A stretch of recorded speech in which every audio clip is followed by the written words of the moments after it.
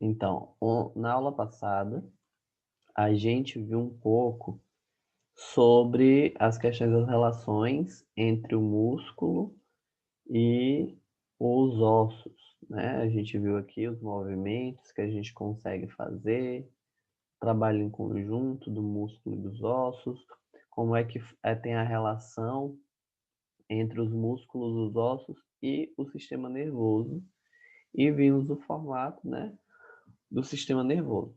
Hoje é o último dia para entregar a atividade, então lembrem que a atividade está aqui, ó, páginas 7, 8 e 10, Por lá, pessoal, pelo aplicativo lá. pelo Google Sala de Aula.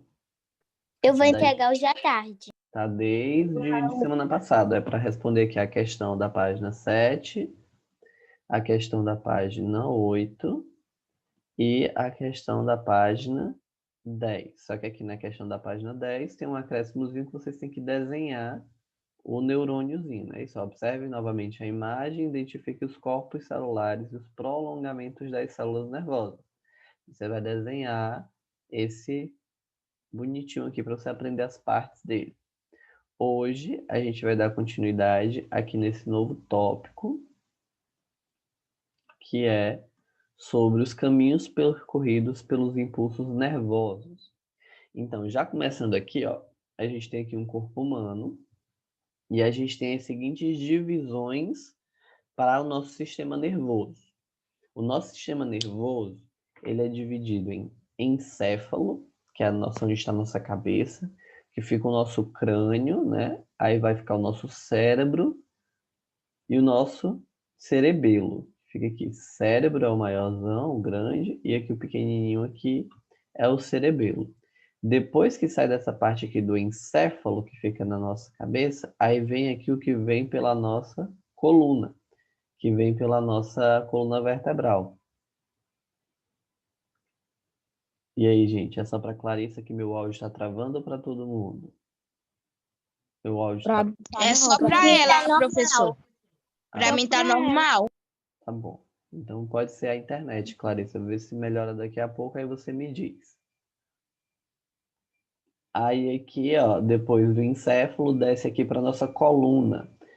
E dentro da nossa coluna tem a medula, que é por onde a gente também produz outras células. Fora o encéfalo e fora a medula, a gente tem os nervos em geral, que é o que perpassam por todo o corpo, por todo o nosso corpo, desde a pontinha dos dedos, ombros, tudo, é que passa os nervos, que são esses que aqui, ó, que tem essa linha, um monte de linha. Então aqui, ó, passando, a gente vai ter que os órgãos sensoriais, como olhos e a pele, captam estímulos externos ao corpo por meio de receptores. Alguns receptores respondem a estímulos como temperatura, dor, fome e estado dos músculos e das articulações. Os impulsos nervosos, já anotei aqui só. Os impulsos nervosos elétricos. Os impulsos elétricos gerados por esses estímulos seguem para o sistema nervoso central formado pelo encéfalo e pela medula espinal, que elaboram a resposta para cada um deles. Por meio de nervos, a resposta é enviada aos órgãos que executam as respostas. Geralmente, os órgãos executores das respostas são os músculos e as glândulas.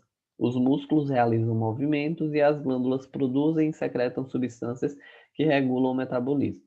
Se houver dano em alguma região do sistema nervoso, a transmissão das informações poderá ser comprometida, causando problemas na execução das funções motoras, entre outros. Então, aí a gente tem que o quê? Que nesse sentido, a gente vai ter que, caso aconteça alguma coisa com o nosso sistema nervoso, que seja um acidente ou alguma coisa que vai modificar alguma ligaçãozinha que a gente tenha.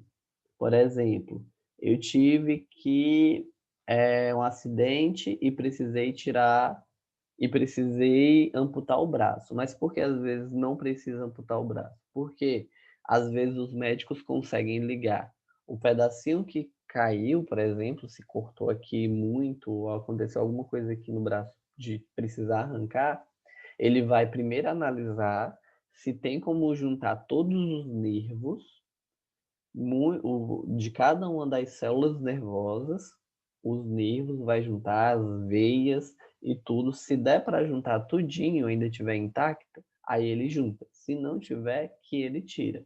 Mas aí a gente tem muitos nervos espalhados, porque a gente começa pelos encéfalo, vai para a medula espinhal e espalha por todo o corpo.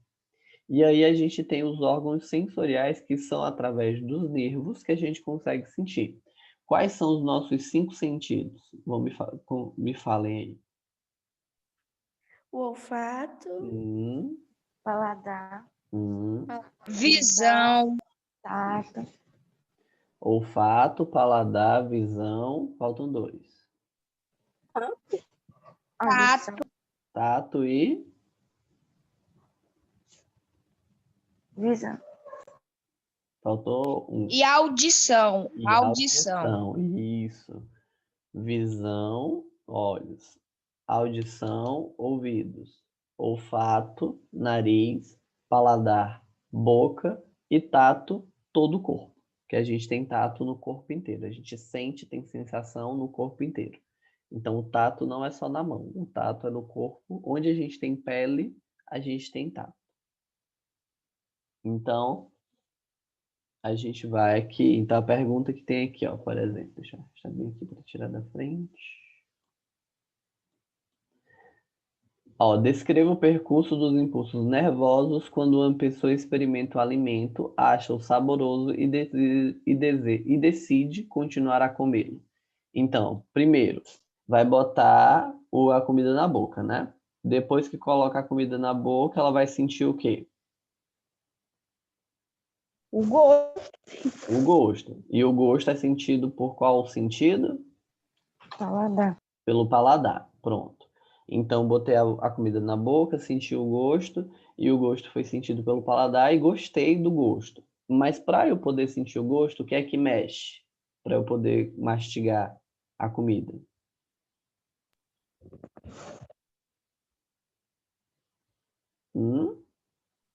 como assim? Olfato.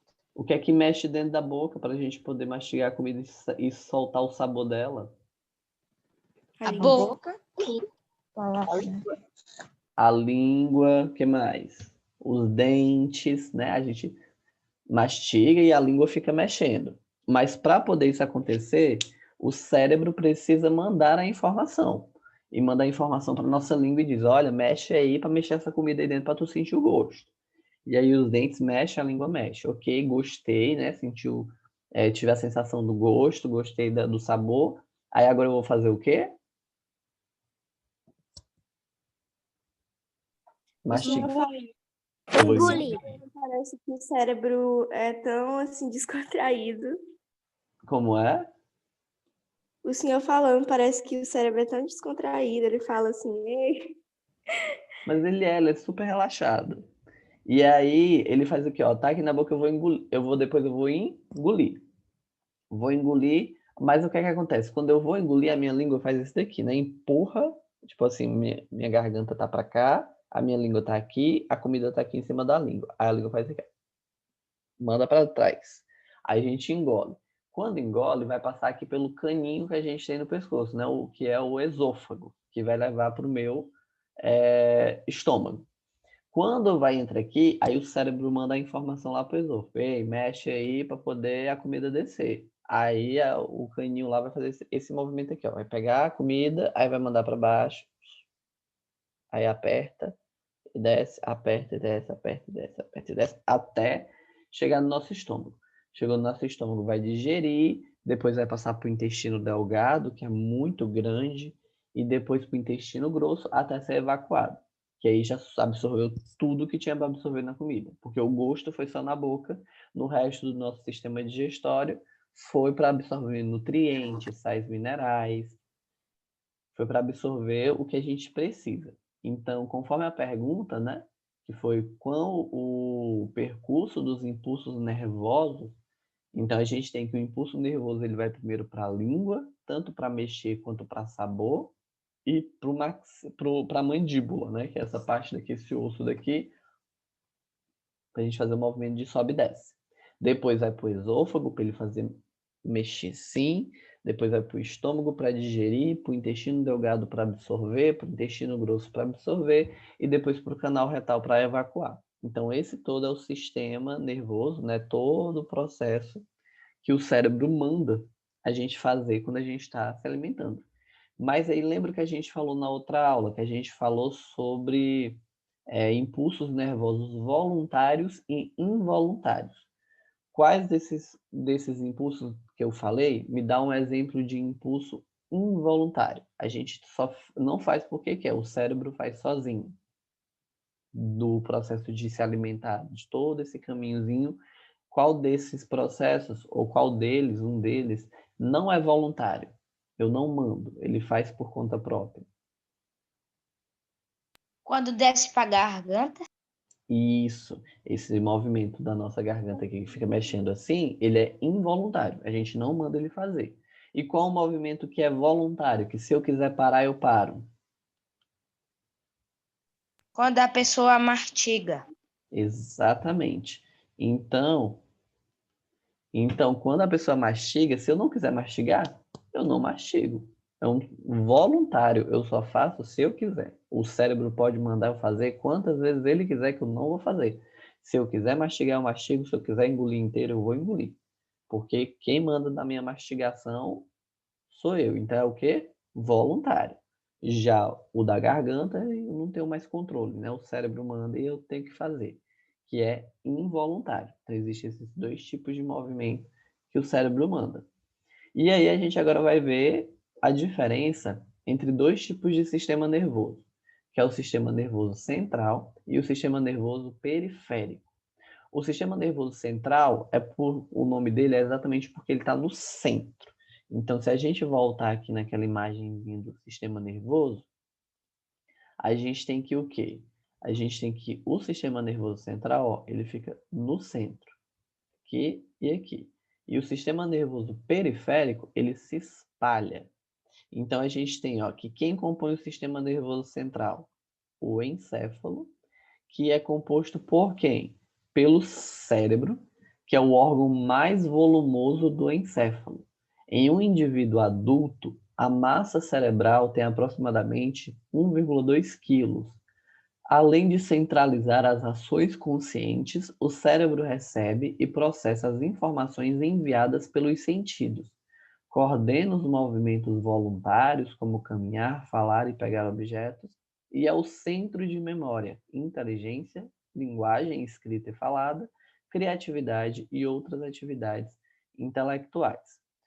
Fora o cérebro, a gente também tem o cerebelo, que ele ajuda a coordenar os movimentos dos músculos, além de atuar no controle do equilíbrio e da postura.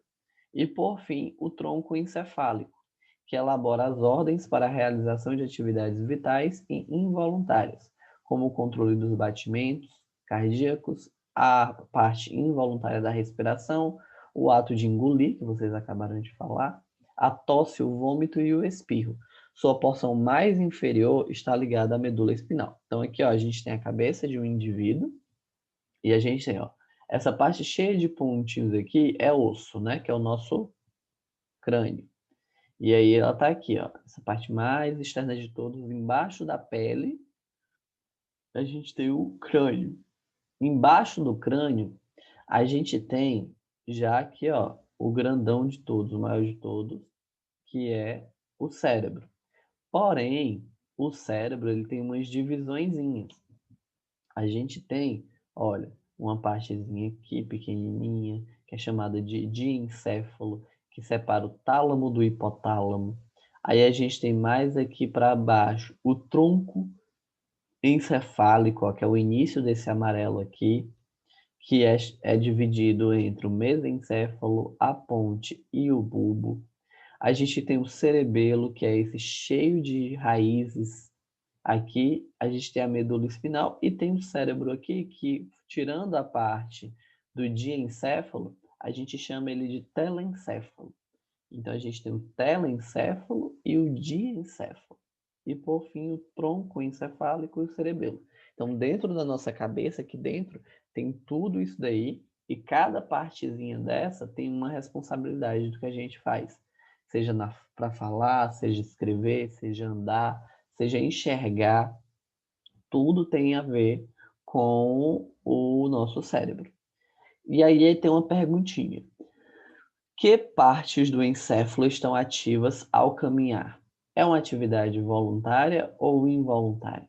Então, as partes do encéfalo, o encéfalo, ele já é composto por nada, ele é completamente o encéfalo. Então, a parte do encéfalo é que fica ativa para caminhar. Mas caminhar é uma atividade voluntária ou involuntária? Voluntária. Voluntário, eu só caminho, né, se eu quiser. Se eu não quiser, eu não caminho. Então, depois vem a parte do sistema nervoso central chamada de medula espinal ou medula espinhal, porque fica na espinha. A medula é um órgão, é um cordão de tecido nervoso alojado na coluna vertebral. As vértebras formadas por tecido ósseo conferem estabilidade à medula e protegem contra choques mecânicos. Em um adulto, a medula espinhal tem aproximadamente a espessura de um dedo mindinho. Ao longo da medula partem 31 nervos dispostos em pares que fazem parte do sistema nervoso periférico. Então a gente tem aqui, ó, a nossa coluna vertebral e dentro da coluna vertebral eu tenho a medula espinhal. E saindo da medula espinal eu tenho 31 nervos. Então aqui, ó, mais de pertinho pegaram uma vértebra aqui, aí bem aqui no meio a medula, bem aqui no meio a medula. Aqui essa parte rosa é o disco que fica entre uma vértebra e outra, que às vezes quando a pessoa tem hérnia de disco, é esse disco aqui que ele fica inchado. Aí a gente tem a medula espinal e os nervos espinais que saem, que são no total de 31 nervos que saem da medula. A medula também elabora respostas simples e rápidas, chamadas de reflexos. Por exemplo, aqui ó, a gente tem a medula espinhal, um nervo que conectou ao músculo. Então, quando a gente vai andar, a gente pega ó, e anda porque está mandando. Porém, outro acontecimento é o ato reflexo, que é quando tem um prego aqui no chão, ó, e nesse prego aqui no chão, ele vai pisar e na hora que ele pisa, o que é que acontece? Tira o pé automaticamente. Então, essa reação de pisar em algo pontiagudo e tirar automaticamente é um ato reflexo. E esse ato reflexo, ele acontece nos mais variados momentos. Por exemplo, você tá ali tem algo quente, né? Você foi pegar e sem querer encostou em algo muito quente. O que é que você faz automaticamente quando você encosta em algo quente? Você Tira a mão. tira a mão muito Tira a rápido. mão. Tira a mão muito rápido. Por exemplo, essa minha mão é algo quente, né? E aí aqui eu tô passando e sem querer eu encosto as costas dessa minha outra mão aqui nesse algo quente. Na hora que eu encosto, eu já faço assim muito rápido. Por isso que é chamado de ato reflexo. Ou então, quem de vocês já levou um choque no cotovelo? Tipo assim, vai encostar em alguma coisa e bate sem querer o cotovelo. Muito, tá horrível. No Então, cotovelo, ou então no joelho também, na perna, às vezes acontece. Mas aí no Toda cotovelo, vez que eu bato na cadeira, treme tudo. isso, que bate aqui e pega você na hora que bate, que dá aquele choque, né? Você faz assim, tira de uma vez e ainda fica meio doendo, né? Porque bateu no lugar errado.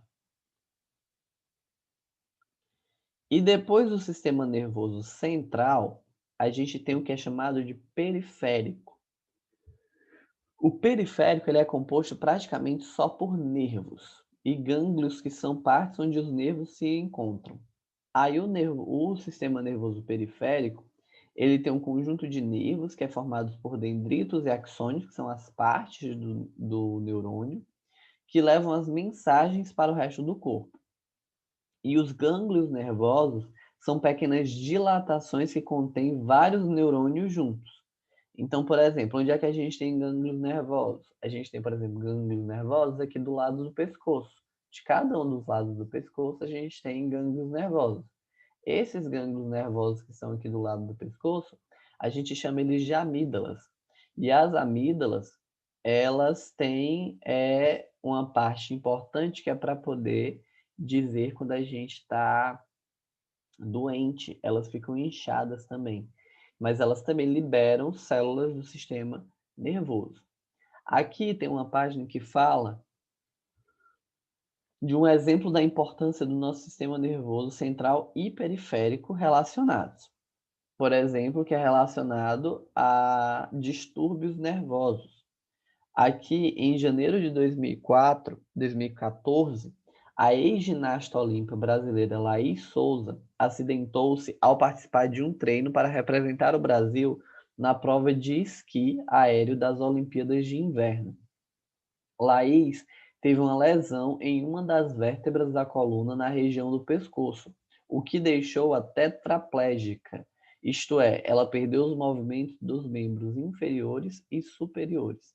A sensibilidade da pele a estímulos como temperatura, pressão e dor também foi afetada. Então, ela perdeu o movimento de todo o corpo, ela não mexe do pescoço para baixo, nada, ela ficou tetraplégica e ela também perdeu a sensibilidade à temperatura, pressão e dor. Então, ela não sente frio, ela não sente calor, ela não sente aperto de mão ou aperto na pele e nem sente muita dor. Ela sente, às vezes, que pelo que eu li, ela sente muito pouco de dor. Então, ela perdeu toda a sensibilidade de movimento dela do pescoço para baixo. E isso acontece, no caso dela, aconteceu porque ela teve um acidente que fez literalmente, pode-se dizer que quebrou o pescoço, né? Quebrou uma das vértebrazinhas que a gente tem no pescoço. No que quebrou essa vértebra, teve uma fratura nessa vértebra, a informação não passa mais do cérebro em diante. Depois que a informação de mexer os membros passa do cérebro, fica parada aqui. Ela não passa, o sistema nervoso dela do pescoço para baixo não funciona mais. Então a informação não continua. Então os músculos dela não sabem que é para mexer. E até hoje ainda não existe uma cirurgia que faça você voltar a andar depois de tetraplégico. O que estão tentando inventar, que é o que tem aqui nessa imagem, é um aparelho, tipo um robô, que fica colado em você, como se fosse um esqueleto externo, para fazer você andar de novo.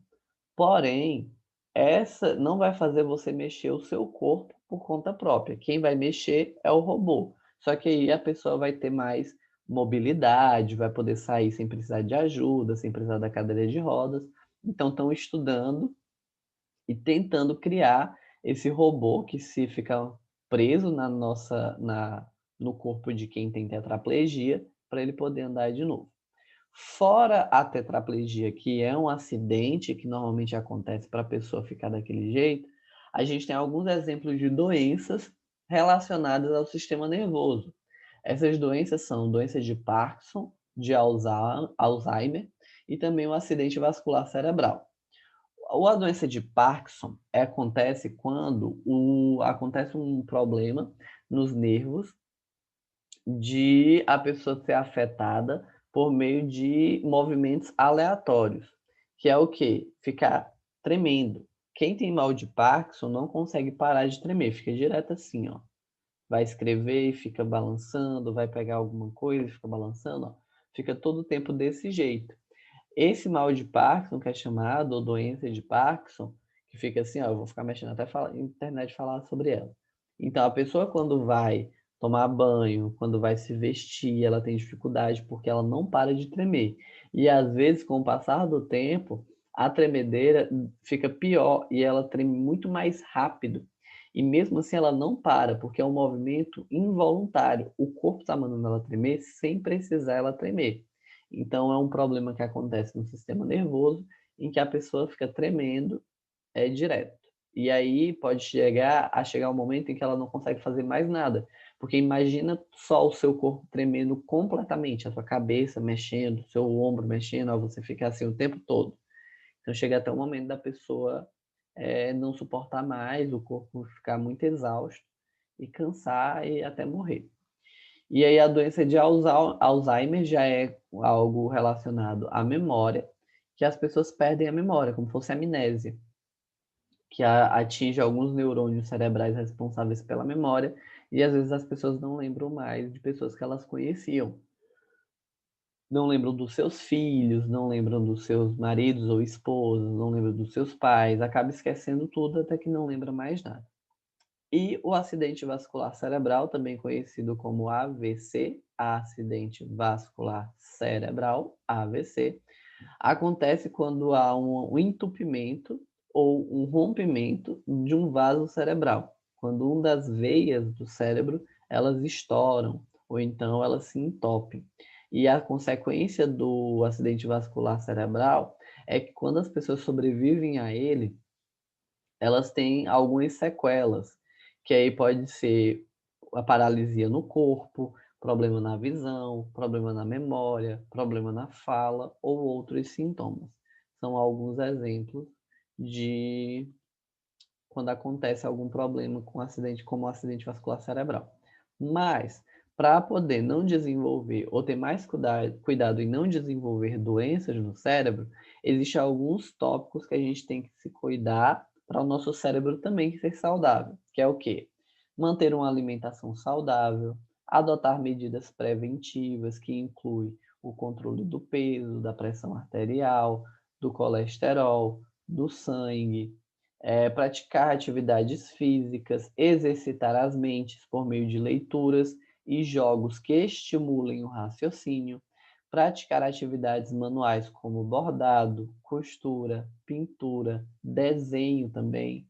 Essas atividades atuam sobre estruturas do cérebro que auxiliam na memória e faz com que a gente tenha melhor resultado sobre o nosso raciocínio e a nossa linguagem. Reservar um tempo para descanso, para lazer, evitar estresse, dormir o suficiente e ter um sono de boa qualidade. São alguns Professor, exemplos. Oi. agora para exercitar o nosso cérebro, o senhor mandou uma pintura para a gente fazer. Para exercitar o cérebro, você mandar uma pintura numa tela. Você tem que comprar uma tela, fazer uma pintura, fazer um exercício manual, mandar vocês aprenderem a fazer crochê. Também não é pra tanto, né? Para a atividade dessa semana, vocês vão fazer da página 20, que já é encerrando essa temática, né, do sistema nervoso, a gente vai Minha mãe entrar. tá me ensinando a fazer. Olha, ficou ótimo, Clarice, o desenho. Aí a gente tava te ensinando a fazer o quê? Minha mãe tá me ensinando a fazer crochê. Eu sei fazer as trancinhas de crochê, eu só não sei juntar, mas na hora de fazer a trancinha, que puxa, eu sei fazer. A única coisa que eu sei fazer é comer e dormir. Pois olha, você não tá exercitando o cérebro. Não sei nem fritar um ovo, eu não sei. Vocês estão mal. Tem que aprender, falar com os pais de vocês. Bora ensinar essas meninas a fazer um negócio. Sei fritar até pão na sanduíche. Olha, vocês vão fazer a atividade até semana que vem que vocês têm. É para encerrar, é da página 20, 21 e 22. São poucas questões, é porque as questões têm A, B e C, mas só são 7 questões, certo? Aí tem lá no Google Sala de Aula vai ser liberado amanhã, porque hoje vocês têm a atividade para encerrar da semana passada. Isso. Vocês têm a atividade da semana passada para encerrar e vai ser liberada amanhã essa atividade que é para a semana que vem, certo? Então, aí amanhã vocês vão ter o horário que vai ser liberado no horário de vocês amanhã, que vai ser liberada a atividade, que aí o horário dessa semana ele fica para vocês fazerem a atividade, certo? Na semana que vem a gente continua o assunto. Fazer a chamada de novo, porque tiveram pessoas que entraram depois. Então, Quais são as páginas 21 e 22? 20, 21 e 22, 3 páginas. Clara Sampaio, Presente. Daniel, Presente. Eduardo, Presente. Esté, Presente. Cecília, Presente. Maria Eduarda, Presente. Maria Leia, Presente. Pedro, Presente. Sofia, Presente. Pietra,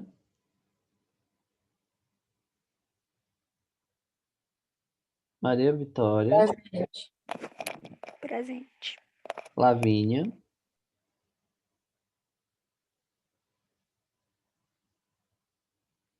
Clarissa, Presente, professor. Lavínia, Josiele, Presente. Presente. Isabelle, Mateus. Presente. Faltou eu chamar alguém? A Isabelle não respondeu, mas faltou eu chamar mais alguém? Não. Eu. Como é o nome? Que então você não colocou o nome. Eu sou o número 10. Tá. Então, gente, a gente encerra por aqui. Até a nossa próxima aula. Façam a atividade. Tchau para vocês. Tchau. Tchau. Tchau. Tchau.